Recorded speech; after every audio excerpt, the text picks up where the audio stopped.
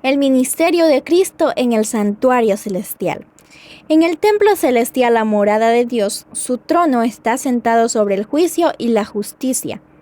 En el lugar santísimo está su ley, la gran regla de justicia por medio de la cual se prueba a toda la humanidad. El arca, que contiene las tablas de la ley, está cubierta con el propiciatorio ante el cual Cristo ofrece su sangre en favor del pecador. Así se representa la unción de la justicia y la misericordia en el plan de redención, de la redención humana. Solo la sabiduría infinita podía idear semejante unión y solo el poder infinito podía realizarla en una unión que llena todo el cielo de admiración y adoración. Los querubines del santuario terrenal que miraban reverentemente hacia el propiciatorio representaban el interés por el cual las huestes celestiales contemplan la obra de la redención. Es el ministerio de misericordia que los ángeles desean contemplar, a saber, que Dios puede ser justo al mismo tiempo que justifica al pecador arrepentido y reanuda sus relaciones con la raza caída. Que Cristo pudo humillarse para sacar a innumerables multitudes del abismo de la perdición y revestirlas con las vestiduras inmaculadas de su propia justicia a fin de reunirlas con ángeles que no cayeron jamás y permitirles vivir para siempre en la presencia de Dios. La obra mediadora de Cristo en favor del hombre se presenta en esta hermosa profecía de Zacarías relativa a aquel cuyo nombre es el vástago. El profeta dice: si edificara el templo de Jehová y llevara sobre sí la gloria y se sentara y reinara sobre su trono, siendo sacerdote sobre su trono, y el consejo de la paz estará entre los dos. Así edificará el templo de Jehová. Por su sacrificio y su mediación, Cristo es el fundamento y el edificador de la iglesia de Dios. El apóstol Pablo lo señala como la piedra principal del ángulo, en la cual todo el edificio bien trabado consigo mismo va creciendo para ser un templo santo en el Señor, en quien dice: vosotros también sois edificados juntamente para ser morada de Dios en virtud del Espíritu. Y llevará sobre sí la gloria. Es a Cristo a quien pertenece la gloria de la redención de la raza caída. Por toda la eternidad el canto de los redimidos será: a aquel que nos ama y nos ha lavado de nuestros pecados en su misma sangre, a él sea la gloria y el dominio por los siglos de los siglos.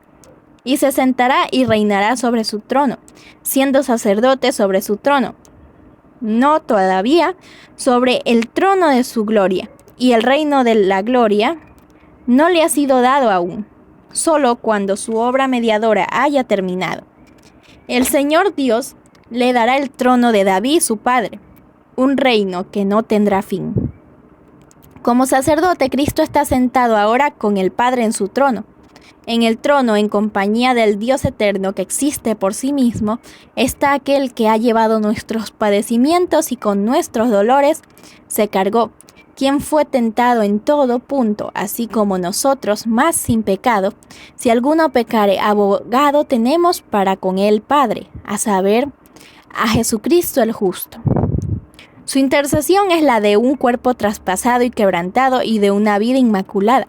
Las manos heridas, el costado abierto, los pies desgarrados abogan en favor del hombre caído, cuya redención fue comprada a tan infinito precio. Y el consejo de la paz estará entre los dos.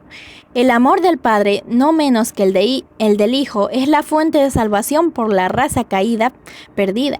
Jesús había dicho a sus discípulos antes de irse: no os digo que yo rogaré al Padre por vosotros, pues el Padre mismo nos ama. Dios estaba en Cristo reconciliando consigo mismo al mundo. Y en el ministerio del santuario celestial el consejo de la paz estará entre los dos. De tal manera amó Dios al mundo que dio a su Hijo unigénito para que todo aquel que en él crea no se pierda, mas tenga vida eterna. El santuario de Daniel 8:14. Las Escrituras contestan con claridad la pregunta: ¿qué es el santuario? La palabra santuario, tal cual la usa la Biblia, se refiere en primer lugar al tabernáculo que construyó Moisés, como figura o imagen de las cosas celestiales. Y en el segundo lugar, el verdadero tabernáculo que está en el cielo, hacia el cual señala el santuario terrenal. Muerto Cristo, terminó el ritual simbólico. El verdadero tabernáculo en el cielo es el santuario del nuevo pacto, y como la profecía de Daniel 8:14, se cumple en esta dispensación. El santuario al cual se refiere debe ser el santuario del nuevo pacto.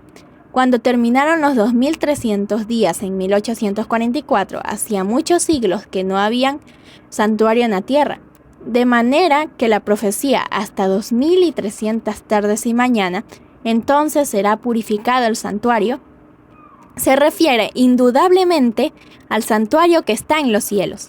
Pero queda aún por contestar la pregunta más importante: ¿qué es la purificación del santuario? En el Antiguo Testamento se menciona un servicio de esa clase con referencia al santuario terrenal, pero ¿puede haber algo de purificar en el cielo? En el 9º capítulo de la Epístola a los Hebreos se habla claramente de la purificación de ambos santuarios, el terrenal y el celestial. Según la ley, casi todas las cosas son purificadas con sangre, y sin derramamiento de sangre no hay remisión. Fue pues necesario que las representaciones de las cosas celestiales fuesen purificadas con estos sacrificios, pero las mismas cosas celestiales con mejores sacrificios que estos, a saber, la preciosa sangre de Cristo. Lecciones prácticas obtenidas de los símbolos. En ambos servicios, el simbólico y el real, la purificación debe efectuarse con sangre, en aquel con sangre de animales, en este con la sangre de Cristo. Pablo dice que la razón por la cual esta purificación debe hacerse con sangre es porque sin derramamiento de sangre no hay remisión. La remisión, o sea, el acto de limpiar o eliminar los pecados, es la obra que debe realizarse. Pero ¿cómo podía relacionarse el pecado con el santuario del cielo o con el de la tierra? Puede saberse esto al estudiar el servicio simbólico, pues los sacerdotes que oficiaban en la tierra ministraban lo que es la mera representación y sombra de las cosas celestiales.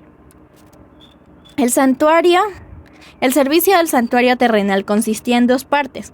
Los sacerdotes ministraban diariamente en el lugar santo, mientras que una vez al año el sumo sacerdote efectuaba un servicio especial de expiación en el lugar santísimo para purificar el santuario. Día tras día el pecador arrepentido llevaba su obra a la puerta del tabernáculo y poniendo la mano sobre la cabeza de la víctima, confesaba sus pecados. Transfiriéndolos así, figuraba de sí mismo a la víctima inocente. Luego se mataba al animal. Sin derramamiento de sangre, dice el apóstol, no hay remisión de pecados. La vida de la carne en la sangre está. La ley de Dios quebrantada exigía la vida del transgresor. La sangre que representaba la vida daba en prenda por el pecado, cuya culpa cargaba la víctima. La llevaba el sacerdote al lugar santo y la salpicaba ante el velo, detrás del cual estaba el arca que contenía la ley que el pecador había transgredido. Mediante esta ceremonia el pecado era transferido figurativamente por intermedio de la sangre.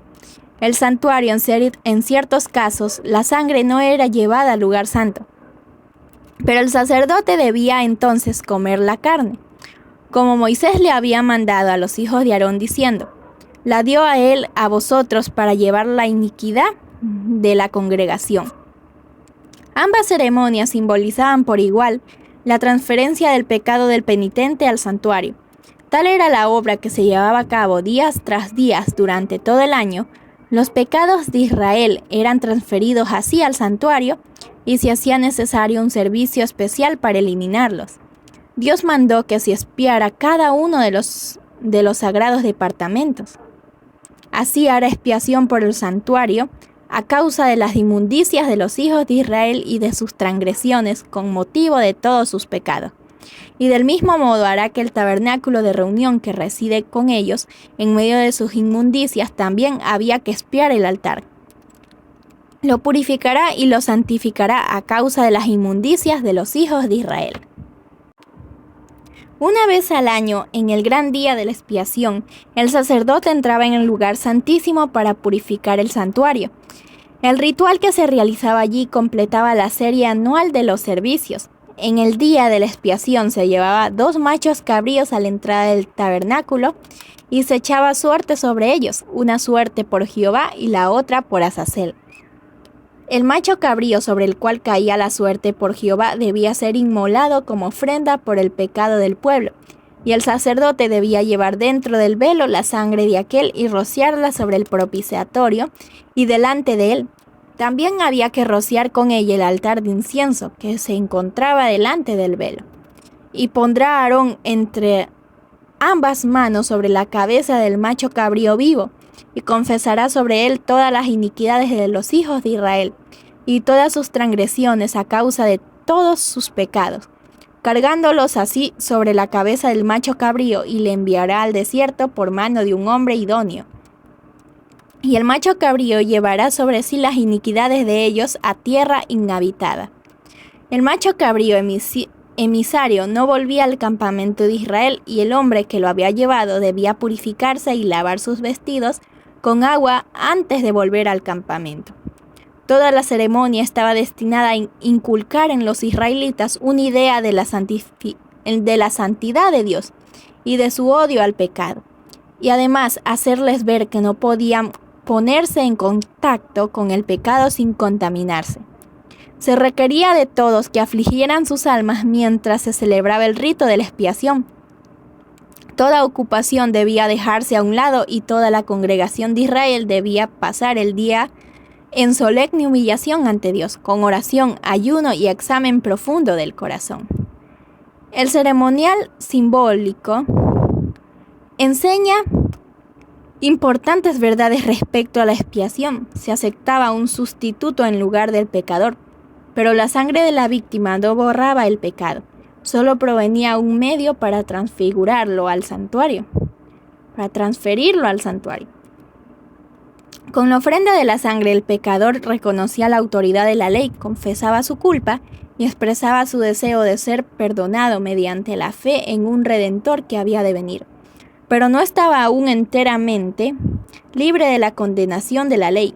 El día de la expiación, el sumo sacerdote, después de haber tomado una víctima ofrecida por la congregación, iba al lugar santísimo con la sangre de dicha víctima y rociaba con ella el propiciatorio por encima de la misma ley para satisfacer sus exigencias. Luego, en calidad de mediador, tomaba los pecados sobre sí y los sacaba del santuario. Al poner sus manos sobre la cabeza del segundo macho cabrío, confesaba sobre él todos esos pecados, transfiriéndolos así figurativamente del sacerdote al macho cabrío emisario. Este los llevaba luego lejos y se consideraba que los pecados habían sido eliminados del pueblo para siempre. Símbolos de realidades celestiales. Tal era el ritual que se efectuaba como representación y sombra de las cosas celestiales, y lo que se hacía simbólicamente en el santuario terrenal se hace en la realidad en el santuario celestial. Después de su ascensión, nuestro Salvador empezó a actuar como nuestro sumo sacerdote. El apóstol Pablo dice: "No entró Cristo en un lugar santo hecho de mano, que es una mera representación del verdadero, sino en el cielo mismo, para presentarse ahora delante de Dios por nosotros". El servicio del sacerdote durante el año en el primer departamento del santuario, adentro del velo que formaba la entrada y separaba el lugar santo del atrio exterior, representa la obra y el servicio que dio principio Cristo al ascender al cielo. La obra del sacerdote durante el servicio diario consistía en presentar ante Dios la sangre del holocausto, como también el incienso que subía con las oraciones de Israel. Así ofrece Cristo su sangre ante el Padre en beneficio de los pecados, y así presenta ante Él, además, junto con el precioso perfume de su propia justicia, las oraciones de los creyentes arrepentidos, Tal era la obra que se realizaba en el primer departamento del santuario en el cielo. Hasta allí siguieron los discípulos a Cristo por la fe cuando se elevó de la presencia de ellos. Así se concentraba su esperanza, la cual, dice Pablo, tenemos como ancla del alma segura y firme y que penetra hasta a lo que está dentro del velo, a donde como precursor nuestro Jesús ha entrado por nosotros, constituido sumo sacerdote para siempre, ni tampoco por medio de la sangre de machos cabríos y de terneros, sino por la virtud de su propia sangre entró una vez para siempre en el lugar santo, habiendo ya hallado eterna redención. La purificación del santuario celestial. Este ministerio siguió efectuándose durante 18 siglos en el primer departamento del santuario. La sangre de Cristo ofrecida en beneficio de los creyentes arrepentidos les aseguraba perdón y aceptación cerca del Padre. No obstante, sus pecados permanecían registrados en los libros del cielo. Como en el ritual simbólico, había una obra de expiación al fin del año. Así también, antes que se complete la obra de Cristo para la redención de los hombres, queda por hacer una obra de expiación para eliminar el pecado del santuario.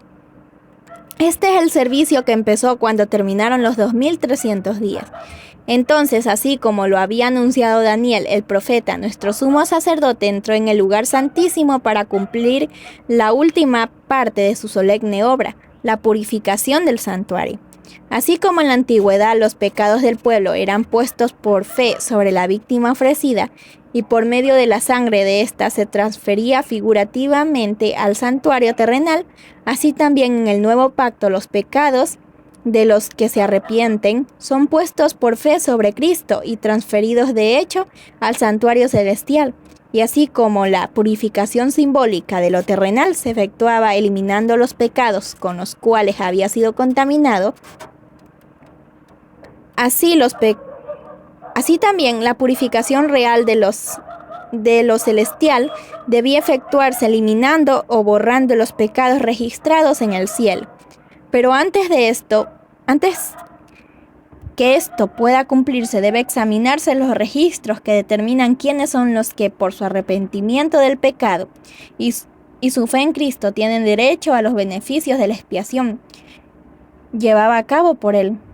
La purificación del santuario implica, por tanto, una obra de investigación, una obra de juicio. Esta obra debe realizarse antes que venga Cristo para redimir a su pueblo.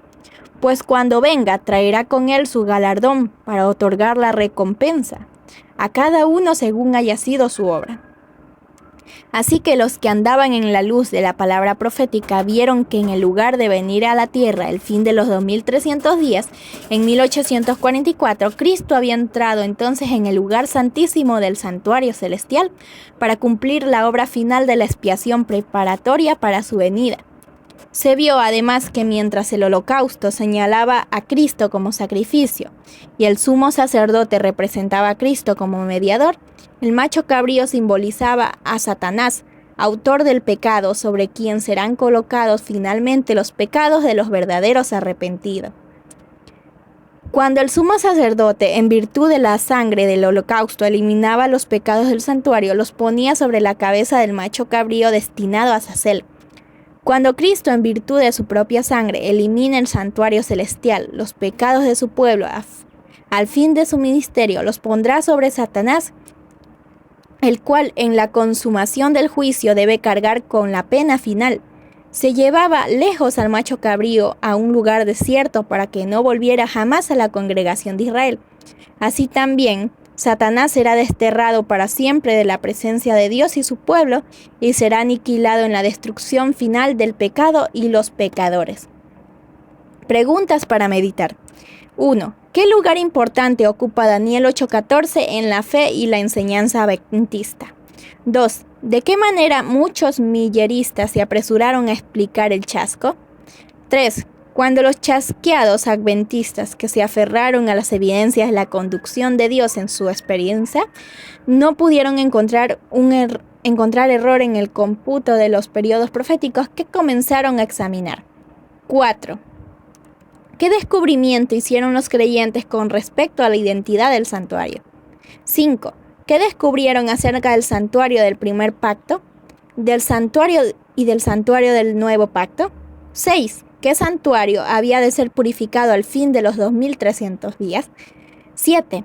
¿En qué consiste la purificación del santuario celestial? ¿Por qué debe efectuarse antes de la segunda venida de Cristo? 8. ¿Qué significa remisión de pecados? 9. Note el paralelismo que existe entre los servicios del santuario del Antiguo Testamento y los del santuario del cielo. 10. ¿Por qué medio los pecados del pecador arrepentido son transferidos al santuario celestial? 11. En vez de venir a esta tierra, ¿qué hizo Cristo el 22 de octubre de 1844? 12. ¿De qué manera se purifica el santuario celestial del registro de los pecados?